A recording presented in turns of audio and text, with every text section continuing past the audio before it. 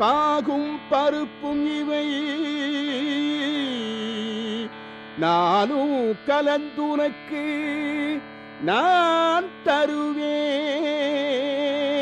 கோலம் செய் துங்க கரிமுகத்து தூமணியே நீ எனக்கு தங்கமும் நிதியும் தா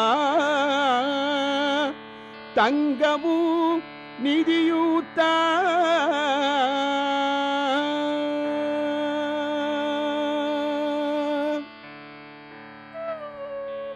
பிள்ளையாரப்பா, என்ன சபாபதி இவ்வளவு காலங்காத்தால? எல்லாம் வியாபார விஷயமா தான். காலங்காத்தால வந்ததால தான் ஐயா பூஜை பண்ணி பாட்டு பாடின அழக முதல்ல பார்க்க முடிஞ்சது. என் பொண்டாட்டி என் பிள்ளையை தவிர என் பூஜை ரூம்குள்ள யாரையும் அலோ பண்ணதில்லை. இன்னைக்கு ஒன்னு அலோ பண்ணிருக்கேன். அப்படி என்னங்க ஒரு கட்டுப்பாடு இருக்க? உட்காரு. எல்லார் கண்ணு நல்ல கண்ணா இருக்குமா? எவ்வளவு நல்ல கண்ணு, ஏறு கண்ணு, மாறு கண்ணு இருக்கு. அட ஒன்ன சொல்லலையா, நீ ஏன் அந்த மொழி முடிக்கிற?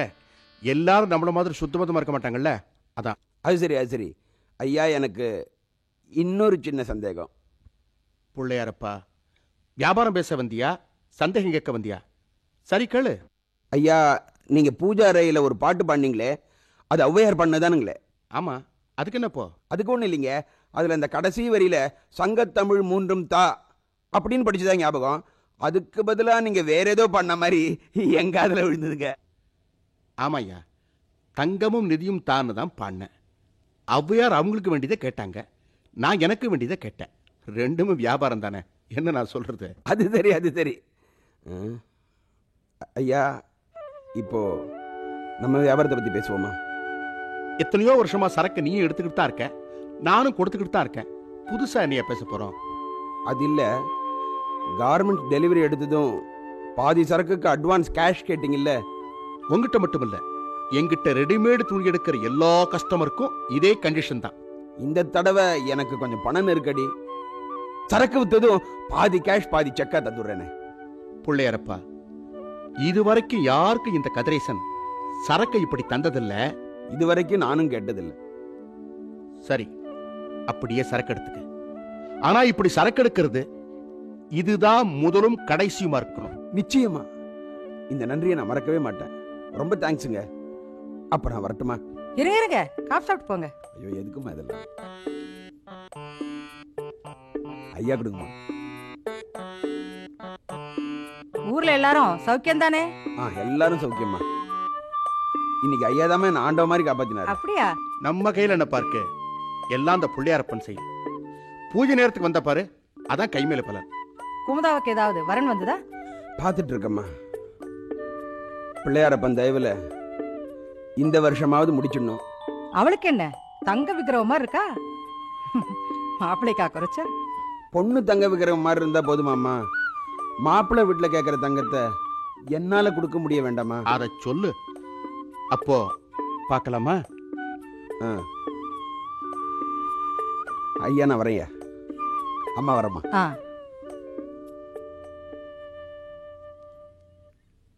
என்னங்க இது, கழுத்தை பிடிச்சி தள்ளாத குறையா விரட்டிட்டீங்களே. பொடி அறிவு கட்டவளை, அவனை இன்னும் 10 நிமிஷம் பேச வச்சிருந்தா அவன் தங்கச்சிக்கு நம்ம பையனை நிச்சயதார்த்தமே பேசி முடிச்சிருப்பான். அப்படி கேட்டாதான் என்னவா? கேட்டா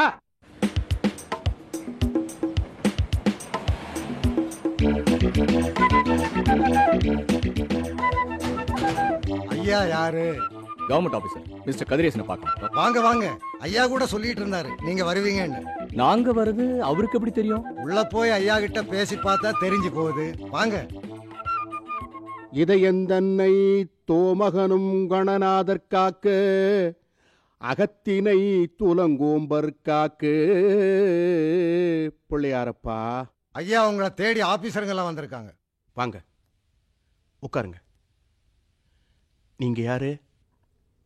நாங்களா? நீங்க எங்களை எதிர்பார்த்ததா உங்க வேலையாள் சொன்னாரு. கஸ்டம்ஸ் ஆபீசர் கனகசபை மத்தியானம் வீட்டுக்கு வரதா சொல்லியிருந்தாரு. இந்த மடையம் போய் உங்களை நீங்க ரெடிமேட் கார்மெண்ட்ஸ் எல்லாம் ஃபாரினுக்கு எக்ஸ்போர்ட் பண்ணிட்டு இருக்கீங்கல்ல? ஆமா, மெட்ராஸ்லேயே நம்பர் 1 லீடிங் எக்ஸ்போர்ட்டர் நான் தான். ஐ சி. நீங்க யாரு? நாங்க இன்கம் டாக்ஸ் ஆபீசர். உங்க வீட்டில் ரெய்ட் நடத்துறதுக்காக வந்திருக்கோம். Please, here is the order. ரெய்டா? இந்த ஊர்லயே இன்கம் டாக்ஸ், சேல்ஸ் டாக்ஸ் எல்லாத்தையும் ஒழுங்கா கட்டக்கூடிய ஒரே ஆள் நான் தான். எனக்கே ரைடா. பட் உங்களை பத்தி எங்களுக்கு வந்த இன்ஃபர்மேஷன்ஸ் டிஃபரெண்டா இருக்கே. பிள்ளையாரப்பா, இந்த ஊர்ல ஒருத்தன் நல்லா இருந்த போதும் 99 பேருக்கு பொறாம. அவங்க பொறாமையில தான் உங்க மேல ரிப்போர்ட்ஸ் கொடுத்திருக்காங்க. நீங்க இப்ப நிரூபிச்சிருங்களேன்.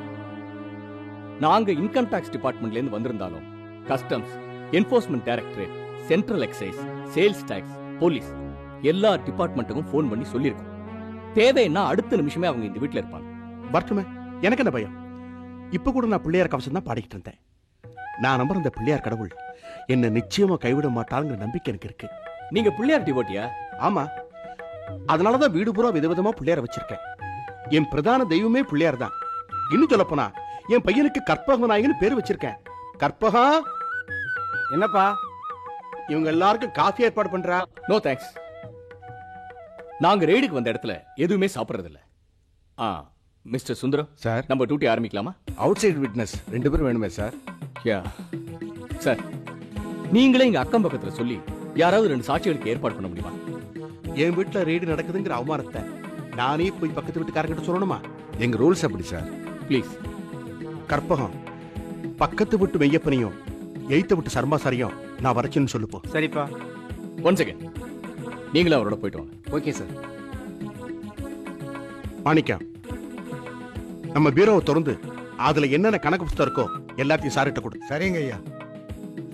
அப்போ நான் உள்ள போய் பீரோவில் இருக்கிற நகைகள், பேங்க் லாக்கர் சாவி, அதுல இருக்கிற நகை லிஸ்ட் எல்லாத்தையும் கொண்டு வந்துடுறேன்.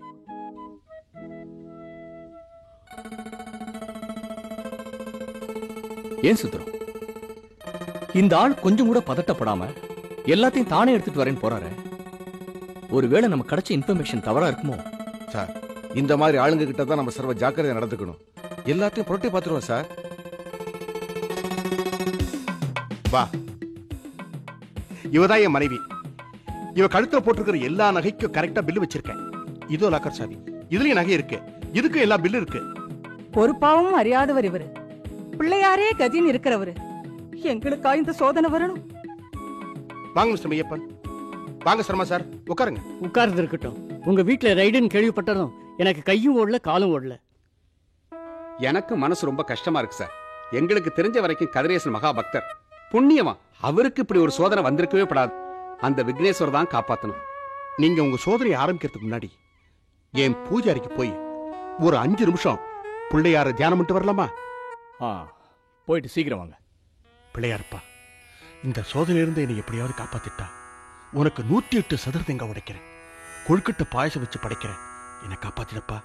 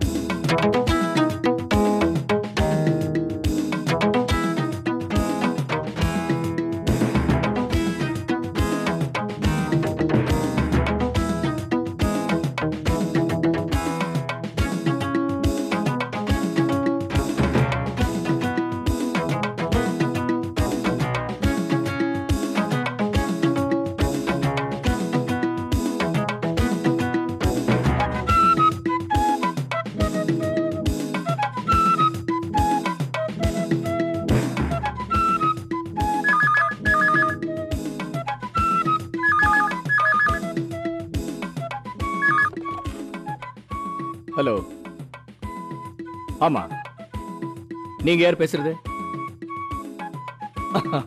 ஆமா சார், இது மிஸ்டர் கதிரேசனோட வீடு தான். நீங்க யார் பேசுறது? கார்மெண்ட்ஸ் வியாபாரியா? ஐ சி. உங்களுக்கு மிஸ்டர் கதிரேசனோட எத்தனை நாளா பிசினஸ் தொடர்பு உண்டு? I'm sorry sir, I'm sorry. இப்போ டைரக்டா அவர் எந்த போன் காலையும் அட்டெண்ட் பண்றதுக்கு இல்ல. நீங்க பிசினஸ் விஷயமா எதுவா இருந்தாலும் என்கிட்ட பேசலாம். ஐ சி. லால்சந்த் போன் பண்ணார் சொன்னா போதுமா? அவருக்கு புரியுமா? வேற ஏதாவது விஷயம் சொல்லணுமா? நானா? I am an income tax officer. Official ஒர்க்கா இந்த வீட்டுக்கு வந்திருக்கேன். என்ன மிஸ்டர் கதிரேசன், இன்கம் டாக்ஸ் ஆபீசர்னு சொன்ன உடனே உங்க ஃப்ரெண்டு காலை டிஸ்கனெக்ட் பண்ணிட்டாரு. இவர் இப்ப எந்த நம்பர்ல இருந்து போன் பண்ணாருங்கிறத எங்க ரிக்வெஸ்ட் படி டெலிபோன் எக்ஸ்சேஞ்சில் இத்தனை நேரம் நோட் பண்ணி வச்சிருப்பாங்க. தேவைப்பட்ட ஒரு இன்ஃபர்மேஷன் இருக்கட்டுமேங்கிறதுக்காக தான் இந்த மாதிரிலாம் ஏற்பாடு பண்ணிருக்கோம்.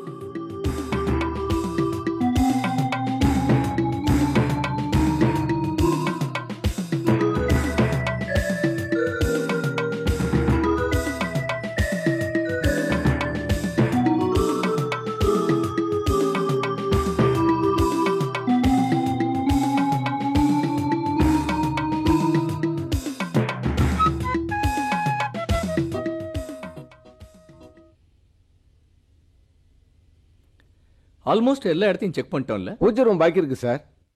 அதையும் பாத்துருவோம் சார். பூஜை ரூம் தானே, வாங்க ப்ளீஸ் கம்.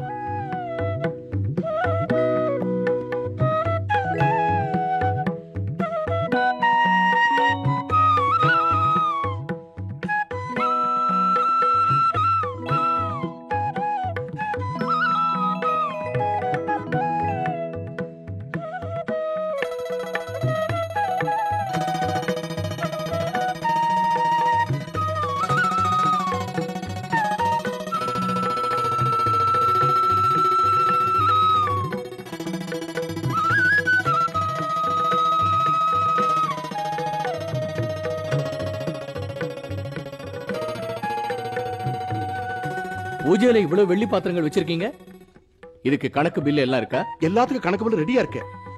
பூஜையில இருக்கிற எல்லா பாத்திரம் வெள்ளிதான், வெள்ளிதான். எல்லாமே நான் சம்பாரிச்சதான். நான் முதல்ல சம்பாரிச்ச எல்லா வெள்ளியும் முதல்ல சாமிக்கு தான், அப்புறம் தான் ஆசாமிக்கு. எல்லாம் வெள்ளிதான். அந்த பீரோக்குள்ள என்ன இருக்கு? அது ஒண்ணு இல்ல, பூஜைக்கு வேண்டிய சம்பந்தம் இருக்கு. ஊதுபத்தி, சந்தனம், சாம்பிராணி, அது மாதிரி எல்லாம். மிஸ்டர் ராம்கோபால் செக் பண்ணுங்க. சுந்தரம், இந்த ரெய்ட்ல சட்டத்துக்கு விரோதமா நீங்க சொத்து எதுவும் வச்சிருக்கிறதா தெரியல. மிஸ்டர் கதிரேசன், நீங்களும் உங்க குடும்பமும் எங்களுக்கு ரொம்ப கோஆபரேட் பண்ணிருக்கீங்க. Thank you. Mister Maiyappan, Sharma sir, உங்களுக்கும் தனிப்பட்ட முறையில் நன்றி தெரிவிச்சுக்கிறேன். Thank you very much. Thank you sir. நாங்க ஒரு ஸ்டேட்மெண்ட் ப்ரிப்பேர் பண்றோம். நீங்க 2 பேரும் அதுல கையெழுத்து போட்டு போலாம். கடவுளை நம்பினோர் கைவிடப்படாருன்னு பெரியவா தெரியாமலா சொல்லியிருக்கா? பிள்ளையாரப்பா, ஒரு நாள் வந்தாங்க, என்ன அமர்க்களம் பண்ணிட்டு போயிட்டாங்க. சே சே சே சே சே சே.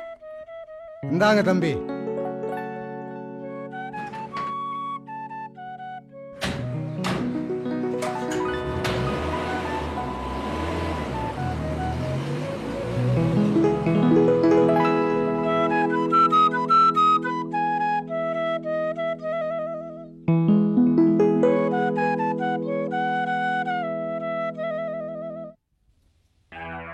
யார் என்ன பத்தி இன்கம் டாக்ஸ் ஆபீஸுக்கு ரிப்போர்ட் பண்ணிருப்பா? நிச்சயமா அந்த பையன் விஜயநாத் இருக்கணும்.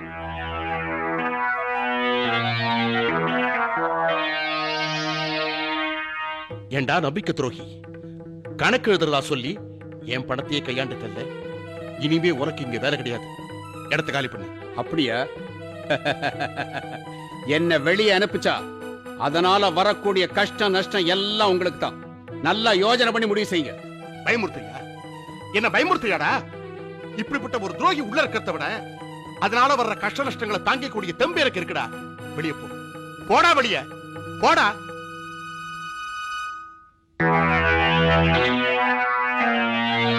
நிச்சயமா அவனாத்தான் இருக்கணும். டேய் விஜயா, இந்த கதிரேசனை மாட்டி வைக்க நீ சதி செஞ்சில்ல, என் பிள்ளையார பையனை காப்பாத்திட்டான் பாத்தியா? மிஸ்டர் அமர்நாத், விநாயகன் கம்பெனி கதிரேசனை உங்களுக்கு எவ்வளவு காலமா தெரியும்? சார், எனக்கு அவர் முன்ன பின்ன தெரியாது. ரெய்டு நடந்தப்ப தான் அவரை நான் முதல்ல பார்த்தேன். பட் ரெய்டு நடந்தப்போ அவர் எங்களுக்கு ரொம்ப கோஆபரேட் பண்ணாரு. அப்படி நடிச்சு அவர் உங்களை நல்லா ஏமாத்திருக்காருன்னு நினைக்கிறேன். அவரோட கம்பெனியில் வேலை செய்யற அக்கௌண்டன்ட் விஜயன் சொல்றத பார்த்தா லாஸ்ட் 3 இயர்ஸ்ல மட்டும் அவர் 30 லட்சத்துக்கு மேல டாக்ஸ் இவேட் பண்ணிருக்கணும். ஒருவேளை அவங்களுக்குள்ள பர்சனல் விரோதம் இருந்ததுனால விஜயன் அந்த மாதிரி சொல்லியிருக்கலாம்ல சார்? நாம அப்படி பார்க்க கூடாது. விஜயன் சொன்னதுல ஏன் உண்மை இருக்கக்கூடாது? அப்புறம் முக்கியமான ஒரு க்ளூ தரேன். அவர் கரன்சியாகவோ நகையாவோ பதுக்கி இருப்பதா தெரியல. ஏராளமான வேல்யூக்கு கோல்டு வச்சிருக்கிறதா தகவல். இந்தாங்க நெக்ஸ்ட் ரைடுக்கான order. Thank you sir. I'll do my best. Best of luck mister Amarnath. Thank you very much sir.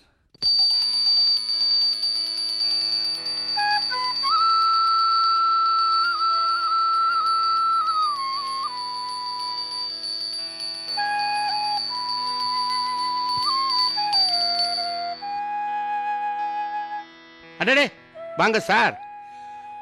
போன ட்ரிப்பு தான் ரெய்டுக்கு வந்தோம்னு சொல்லி பச்சை தண்ணி கூட சாப்பிடாம போயிட்டீங்க. இந்த ட்ரிப்பு விசேஷமா புள்ளியா இருக்க வடை பாயசம் கொழுக்கட்டை எல்லாம் பண்ணிருக்கேன்.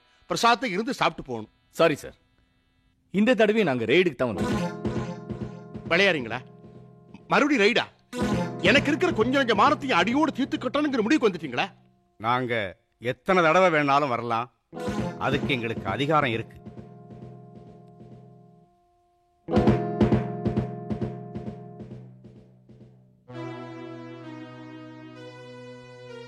உபத்திரவம் கொடுக்கணுங்கிற முடிவுக்கு வந்துட்டீங்க. நான் என்ன செய்ய முடியும்? பிள்ளையாரப்பா. மிஸ்டர் கதிரேசன், நாங்க நம்பும்படியா உங்க மேல நிறைய குற்றச்சாட்டுகள் எங்களுக்கு வந்திருக்கு. நீங்க உண்மையை சொல்லிட்டா உங்களுக்கும் கஷ்டம் இல்ல, எங்களுக்கும் சிரமம் இல்ல. நீங்க கன்ஃபஸ் பண்ணிட்டதா சொல்லிட்டு பெனல்ட்டியை குறைக்கிறது கூட வழி இருக்கு. ஓகே, நான் உண்மையைத்தான் சொல்றேன். என்ன நீங்க நம்பாம யாரோ ஒருத்தர் சொல்றதை நம்புறீங்க. நீங்க என்ன எத்தனை தடவை ரெய்டு பண்ணாலும் சரி, என் பிள்ளையாரப்ப என்னை காப்பாத்திடுவான். அதே பிள்ளையார் எனக்கும் வழிகாட்டுவார் சார். பை தி வே, அடுத்து விட்டு மெய்யப்பனியும் எழுத்து விட்டு சர்மாவையும் அழைச்சிட்டு வரதுக்காக உங்க வேலையால் அமைச்சிருக்கேன். கூடவே எங்க ஆபீஸரும் போயிருக்காரு. இப்போ வந்துருவாங்க. சார், அவங்கள கூட்டிட்டு வந்துட்டேன்.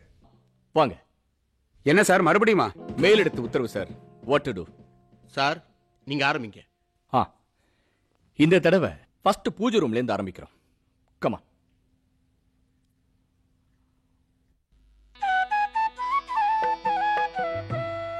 பிள்ளையாரப்பா, போன தடவை என்னை காப்பாத்தினது போல இந்த தடவையும் காப்பாத்திட்டா 1008 தேங்காய் உடைக்கிறேன். என்ன நீதான் காப்பாத்தணும். விக்னேஸ்வரா, கதிரேசன் சொல்றதெல்லாம் பொய்யா இருந்தா அவரை குற்றவாளியும் கண்டுபிடிக்கிற வழியையும் நீதான்ப்பா எனக்கு காட்டணும். என்னப்பா இது? 2 பக்தர்களும் சேர்ந்து எனக்கே சோதனை வைக்கிறீங்களா? எனக்கு ஆடம்பர பக்தியை விட ஆத்மார்த்த பக்தி தான் பெருசு. அசத்தியம் என்னைக்குமே ஜெயிக்காது, சத்தியம்தான் ஜெயிக்கும்.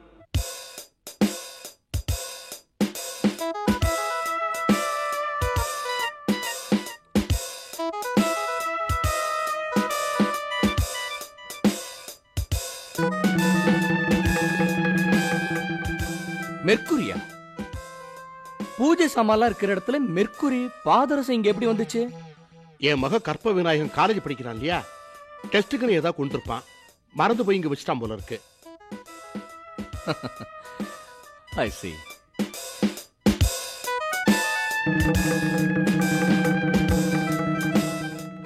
இது எப்படி நசுங்கிச்சுன்னு நான் தெரிஞ்சுக்கலாமா மிஸ்டர் கதிரேசன்? மூலையில போட்டு வச்சிருந்தது முட்டி முதி ஏதாவது நசுங்கி இருக்கும், அவ்வளவுதான்.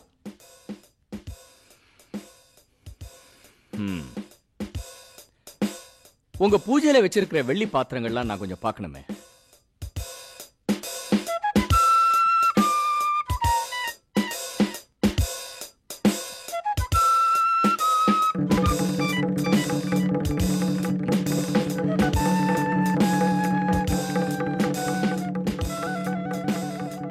இந்த விளக்கு கொஞ்சம் தூக்கி பாருங்க. வெயிட்டா இல்ல? மிஸ்டர் கதிரேசன், பிள்ளையார் உண்மையானவங்களை மட்டும்தான் காப்பாத்துவார். இங்க இருக்கிறதெல்லாம் வெள்ளி முலாம் பூசப்பட்ட தங்க சாமான் தானே? மறைக்காம உண்மை சொல்லுங்க.